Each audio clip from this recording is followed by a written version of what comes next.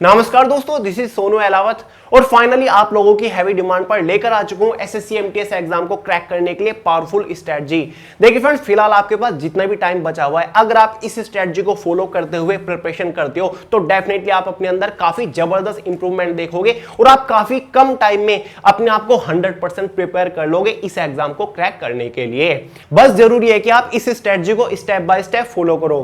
देखिए friends, SSC MTS exam के लिए बेस्ट बुक के रिगार्डिंग वीडियो आपको ऑलरेडी प्रोवाइड कर चुका हूं, लेकिन फिलहाल आपके पास कुछ और बेटर ऑप्शन है एग्जाम की प्रिपरेशन करने के लिए, जैसे कि वे टू सक्सेस की करियर मैगजीन चारों ही सब्जेक्ट के लिए। फ्रेंड्स, इस एग्जाम के लिए इनसे प्रिपरेशन करके देखिए, डेफिनेटली रिजल्ट आपको जबरदस्त देखने को मिलेंगे। तो करियर मैगजीन का लिंक डिस्क्रिप्शन बॉक्स में है। तो चलिए बात करते हैं स्ट्रेटजी के बारे में। देखिए फ्रेंड्स, अगर आप रिजल्ट बहुत ही जबरदस्त देखना चाहते हैं तो आपको इस स्ट्रेटजी के according daily minimum 5 to 6 hour अपनी प्रिपरेशन को देना ही पड़ेगा जब तक आपका एग्जाम होता है। Daily 5 to 6 hour dedicatedly preparation को दीजिए, फिर देखिए रिजल्ट क्या जबरदस्त निकल के आएंगे। अब इन 5 to 6 आवर में आपको प्रिपरेशन किस तरीके से करनी है, कौन से सब्जेक्ट को ज्यादा प्रायोरिटी देनी है, क्या क्या आपका टाइम टेबल रहना चाहिए, वो मैं आपके साथ डिटेल से डिस्कस करूंगा। बात करते हैं स्ट्रेटजी के पॉइंट नंबर फर्स्ट के बारे में, जो कि है हमारा फोकस सेक्शन। यानी कि एसएससी एमटीएस एग्जाम के लिए आपको कौन कौन से सेक्शन के ऊपर ज्यादा फोकस करना चाहिए।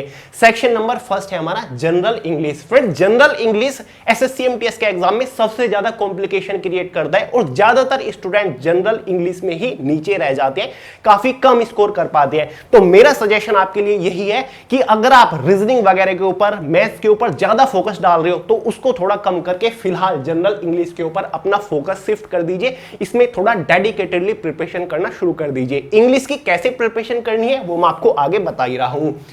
सेकंड जो हमारा फोकस सेक्शन है जनरल अवेयरनेस है। इंग्लिश के बाद दूसरा कॉम्प्लिकेटेड सेक्शन जनरल अवेयरनेस है, क्योंकि इसमें हमारा जनरल साइंस भी कवर हो जाता है, हिस्ट्री, ज्योग्राफी, पॉलिटी, इकोनॉमिक्स और साथ ही करंट अफेयर भी कवर हो जाता है। तो जनरल अवेयरनेस के ऊपर आपको थोड़ा सा और फोकस करना पड़ेगा। और थर्ड हमारा अलग से इसको ले रहा हूं, वैसे तो एक करंट अफेयर जनरल अवेयरनेस का ही पार्ट है, लेकिन आपको अलग से एज अ सेक्शन सोच के इसको प्रायोरिटी देनी पड़ेगी, क्योंकि एमटीएस के एग्जाम में लगभग 9 to 10 क्वेश्चन करंट अफेयर से आने वाले हैं। तो आप इसको सोचिए कि ये अलग सेक्शन है और इसको भी प्रायोरिटी दीजिए और इसके ऊपर फोकस करिए, क्योंकि अगर आप 9 to 10 क्वेश्चन में से 7 से 8 क्वेश्चन सही लगाकर आते हैं तो बहुत बड़ी बात हो जाएगी और आपका स्कोर यहीं से ही बूस्ट हो जाएगा। तो ये 3 सेक्शन है जिनके ऊपर आपको ज्यादा फोकस करना है। मैथ्स हमारा सेक्शन है, थोड़ा इजी आएगा, इजी टू मॉडरेट आता है, आप कर लोगे, थोड़ा टाइम दीजिए लेकिन दीजिए। रीजनिंग है, काफी मॉडरेट लेवल का आता है, आप कर लोगे। लेकिन फोकस सेक्शन जो है वो हमारे यही है, यही कॉम्प्लिकेशन क्रिएट करते हैं एग्जाम में और यही आपको हाईएस्ट स्कोर करने से रोकते हैं।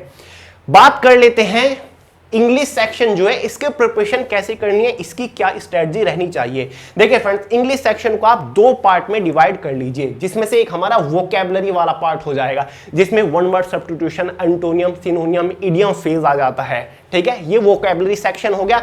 और दूसरा ऑल अदर जितने भी टॉपिक हैं, चाहे हमारा नरेशन हो, एक्टिव हो, पैसिव हो, आर्टिकल हो, प्रीपोजिशन हो, कंजक्शन हो या फिर वर्ब, नाउन, जितने भी हैं उनको अलग कर लीजिए। अब फ्रेंड्स, आपको ये एज अ अलग सेक्शन मान के चलना है इंग्लिश का। ठीक है, इसको आपको प्रायोरिटी देनी पड़ेगी, क्योंकि 10-12 क्वेश्चन आपके वोकैबुलरी से डायरेक्ट पूछे जाते हैं।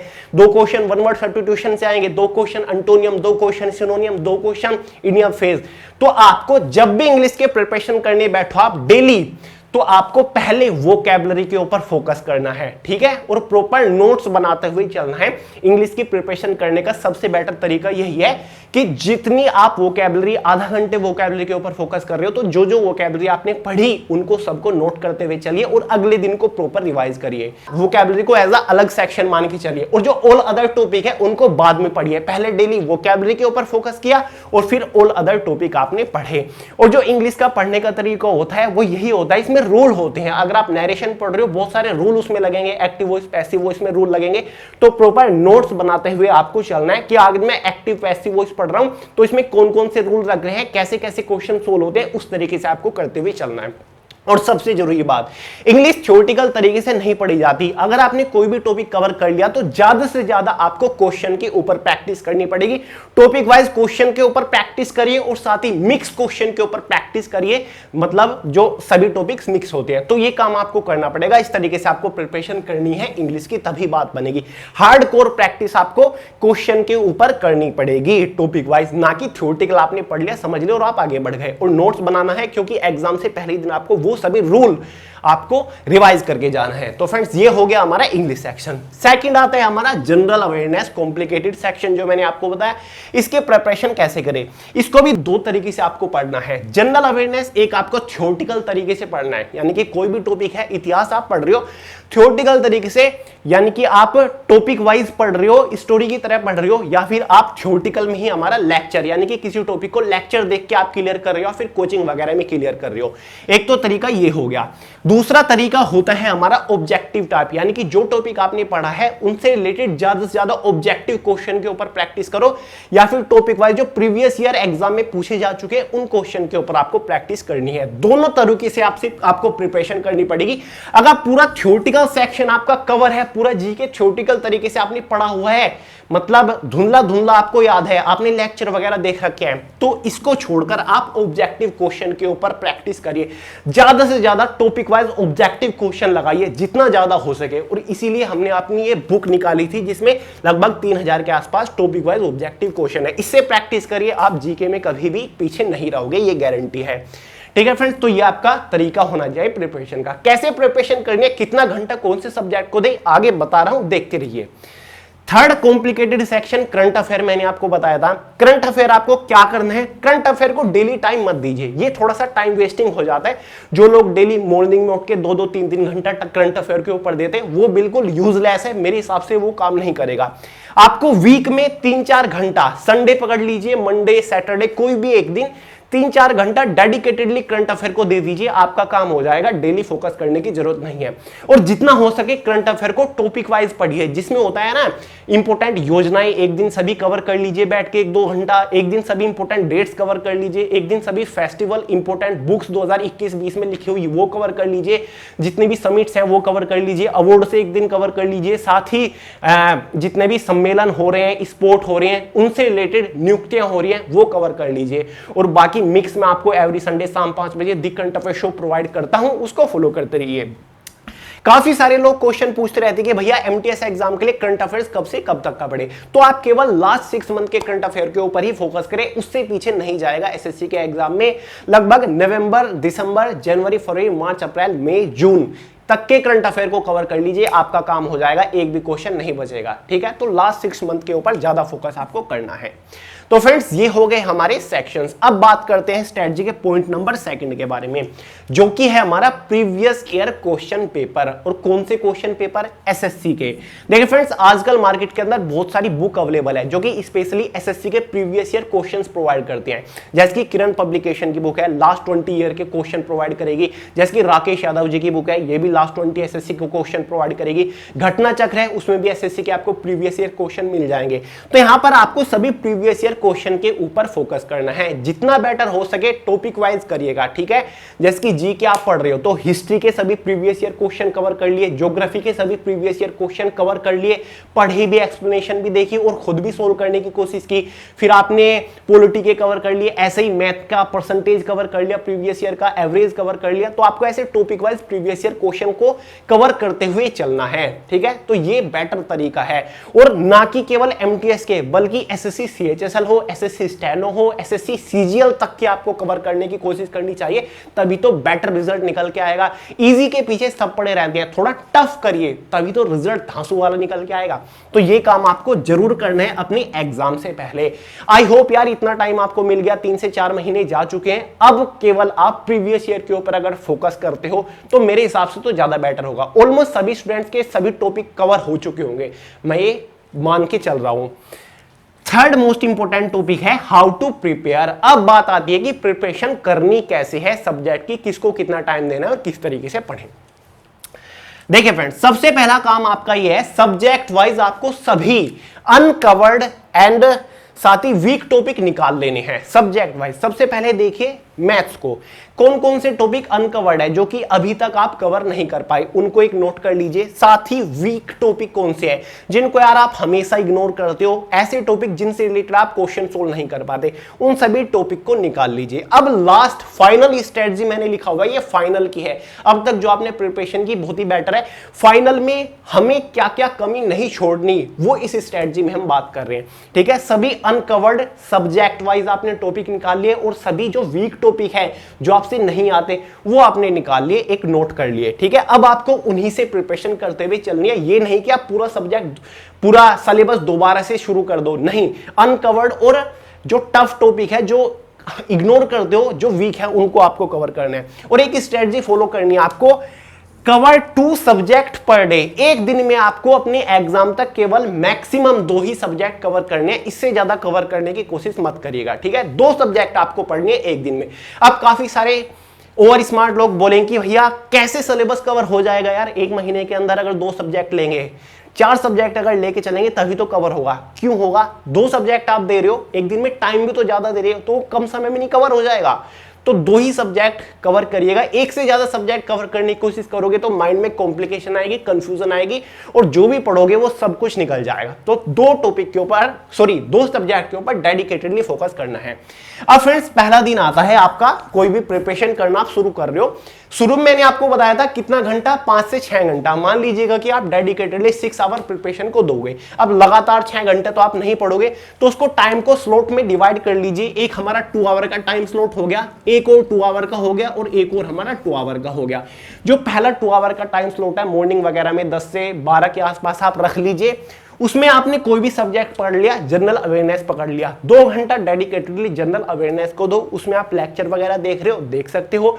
उसमें आप सेल्फ स्टडी कर रहे हो, previous year question paper solve कर रहे हो या फिर थ्योरेटिकल पढ़ रहे हो, आप जिस भी तरीके से पढ़ना चाहते हो, जो चीज आपकी कवर नहीं हुई आप उस तरीके से पढ़िए। जो तरीका मैंने आपको यहां बताया बेटर है, इस तरीके से आप प्रिपरेशन करो। फिर बाद का दूसरा घंटा आता है हमारा, इसको आप 3 से 5 के आसपास कभी भी रख सकते हो, आपके ऊपर डिपेंड करता है।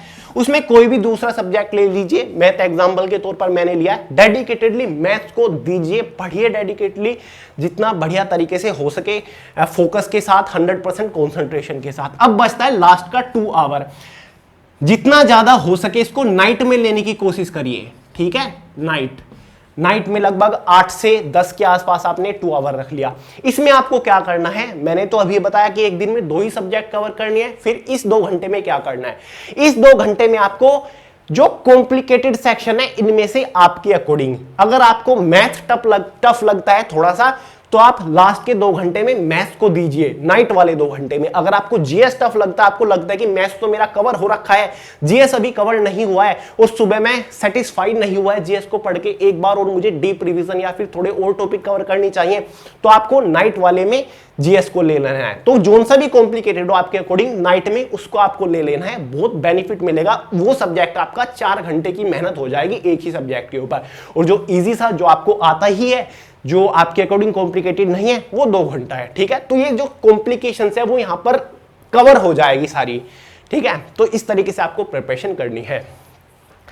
फिर नेक्स्ट डे दूसरा सब्जेक्ट पकड़ लीजिए। पहले 2 घंटे आपने इंग्लिश पढ़ा, फिर दूसरे 2 घंटे आपने रीजनिंग पढ़ लिया, और फिर नाइट वाले जो 2 घंटे हैं उसमें जोन सा भी कॉम्प्लिकेटेड सब्जेक्ट है, आपके लिए इंग्लिश कॉम्प्लिकेटेड है तो नाइट में 2 घंटा इंग्लिश को दे दीजिए डेडिकेटेडली। अगर रीजनिंग कॉम्प्लिकेटेड लग रहा है तो 2 घंटा रीजनिंग को दे दीजिए, आपके ऊपर डिपेंड करता है। तो फ्रेंड्स ऐसे ही फिर तीसरा दिन आ जाएगा, 4 ही तो सब्जेक्ट है। फिर ऐसे ही संडे आ जाएगा, संडे मंडे में करंट अफेयर को दे दीजिए 3-4 घंटे।